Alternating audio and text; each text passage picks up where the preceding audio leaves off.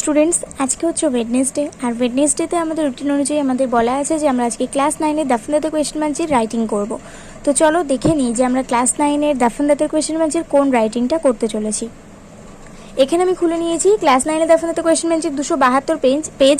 আর এই 272 পেজে যে রাইটিং স্কিল প্যারাগ্রাফ রাইটিং আছে, তো রাইটিং স্কিলের এই প্যারাগ্রাফ রাইটিংগুলোর মধ্যে থেকে আমি আজকে তোমাদেরকে 2 নম্বর রাইটিংটা করাবো বলে ডিসিশন নিয়েছি। এবার তোমরা ভাবছো যে 1 নম্বর রাইটিংটা কেন করাচ্ছি না, কারণ 1 নম্বর রাইটিংটার অলরেডি আমি আমার চ্যানেলে আপলোড করে দিয়েছি, পলিউশন অফ এনভায়রনমেন্ট।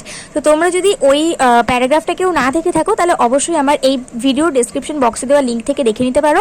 আর আজকে আমি তোমাদেরকে এই 2 নম্বর রাইটিংটা করাবো।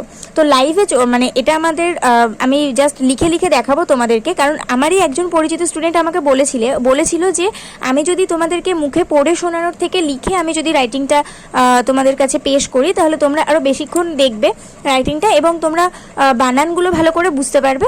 আর আমার অনেক সময় প্রবলেম হয়ে যায়, আমি খাতার পাতা উল্টে দিই বা আমি খাতাটা স্ক্রল করতে করতে বেরিয়ে চলে যাই, তোমরা দেখতে পাও না। তো সেই জন্য আমি জাস্ট লিখে আমি তোমাদেরকে ভিডিও বানিয়ে দেখানোর আমি ঠিকঠাক করেছি, মানে ডিসিশন নিয়েছি। তো চলো আমরা দেখে নিই যে 2 নম্বর রাইটিংটা আমরা কী করে লিখতে পারি। তো 2 নম্বর রাইটিংয়ে আমাদের বিষয়বস্তু হচ্ছে যে write a paragraph within 100 words on your visit to a book fair, you may use the following points. তো তোমাকে এই নিচের পয়েন্টগুলো দিয়ে একটা প্যারাগ্রাফ লিখতে হবে যেটাতে তুমি বলবে যে তুমি একটা বইমেলায় গিয়েছিলে এবং সেই বইমেলা সম্পর্কে তোমাকে এখানে একটা প্যারাগ্রাফ রাইটিং করতে বলা হয়েছে।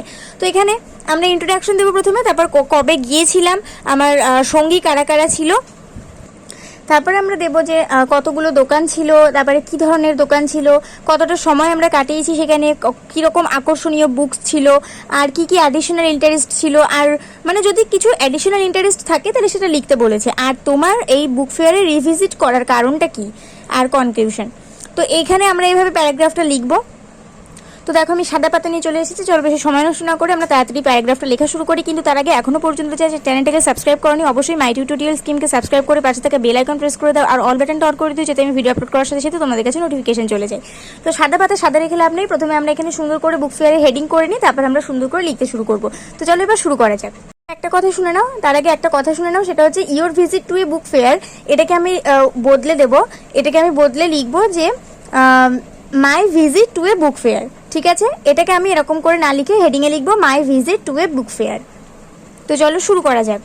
তো ফার্স্টে আমরা এখানে হেডিং করে নিয়েছি my visit to a book fair, তারপর আমরা সুন্দর করে হেডিং করার পরে লিখতে শুরু করব। আর লেখাটা আমাদের অনেকটাই স্পিডে হবে, সেই জন্য আমি আগে থেকে বলে দিচ্ছি, তোমরা ফলো করো।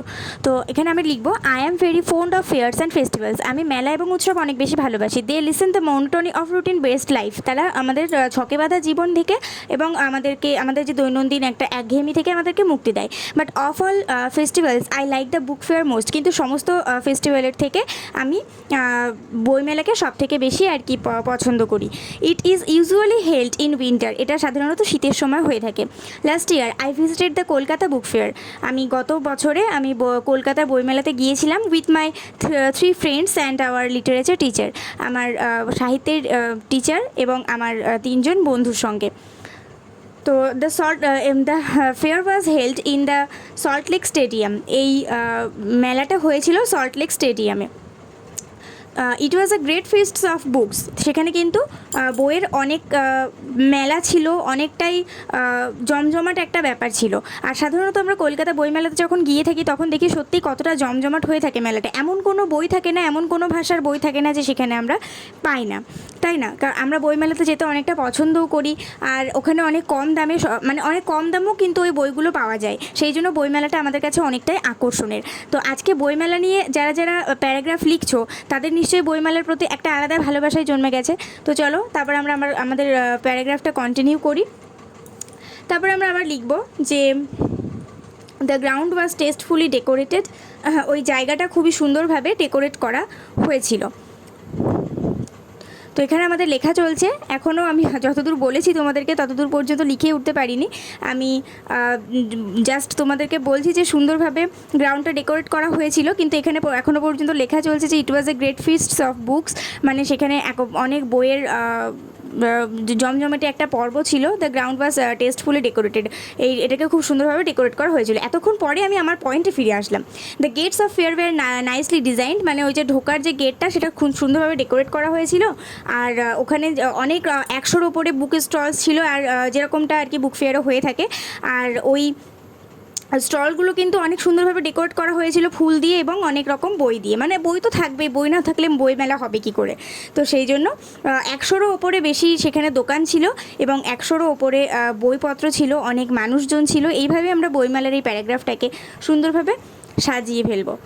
তো এখানে তারপরে দেখো আমাদের প্যারা চেঞ্জ হবে। আগে একটা কথা আমি তোমাদেরকে বলে রাখি যে প্যারা চেঞ্জ করার সময় কিন্তু আমি কালি চেঞ্জ করেছি। কালি চেঞ্জ আমি এই কারণেই করেছি যাতে তোমরা গুলিয়ে না ফেলো। একই কালি দিয়ে আমি যদি প্যারা চেঞ্জ করি তাহলে হয়তো তোমাদের বুঝতে অসুবিধা হতে পারে, সেই জন্য আমি কালি চেঞ্জ করে প্যারা চেঞ্জ করব।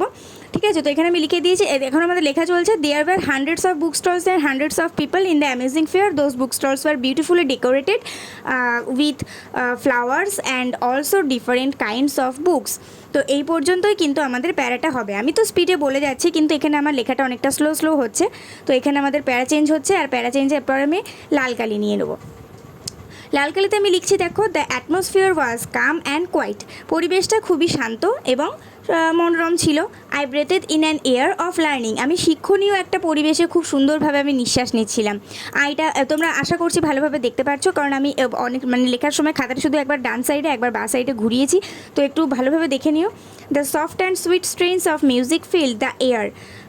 সুন্দর যে একটা সুরলহরী একটা ব্যাপার ছিল, ওই পুরো বাতাসটার মধ্যে একটা সুরলহরী ব্যাপার ছিল যেটা পুরো বাতাসটাকে ভরিয়ে রেখে দিয়েছিল। Lots of people were found crowding their favourite stalls. মানে অনেক মানুষই তাদের যে প্রিয় দোকানগুলো ছিল সেই দোকানগুলোতে আর কি ঘুরে বেড়াচ্ছিল, ভিড় জমাচ্ছিল। Men and women and children were busy buying books of their choice. যারা আর কি পুরুষ, মহিলা এবং অনেক বাচ্চারা তাদের প্রিয় বইগুলো কেনার জন্য তারা খুবই তাদের পছন্দ মতন প্রিয় বইগুলো কেনার জন্য তারা খুবই ভিড় জমাচ্ছিল, খুবই ব্যস্ত ছিল তারা। I moved from stall to stall and bought some books. আমি দোকান থেকে দোকান শুধু ঘুরে বেড়ালাম এবং বেশ কিছু বইপত্রও কিনলাম। ইট ওয়াজ লুকিং সো হেভেনলি, মানে একটা স্বর্গীয় অনুভূতি হচ্ছিল। এবার দেখো, আমি তো একটা জিনিস বলতে ভুলেই গেছি যে I move from stall to stall, এখান থেকে কিন্তু আমি প্যারা চেঞ্জ করেছি। আমি আবার নীল কালি দিয়ে আমি লিখতে শুরু করেছি, প্যারা চেঞ্জ করেছি। আর এখানে আমার নোটিফিকেশনের আওয়াজ চলে আসলো হয়তো, সেটা কোনো ব্যাপার না, তোমরা একটু বুঝে নিও। তো এখানে আমি I move from stall to stall থেকে আমি প্যারা চেঞ্জ করেছি, ঠিক আছে। তো আমি দেখো এখানে লিখেছি যে I move from stall to stall and bought some books like Pather Panchali, ফেলুদার কীর্তি, বিপিনের সংসার এটসেট্রা। আমি পথের পাঁচালী, ফেলুদার কীর্তি, বিপিনের সংসারের মতো এই বইগুলো কিনেছিলাম দোকান থেকে দোকান ঘুরে।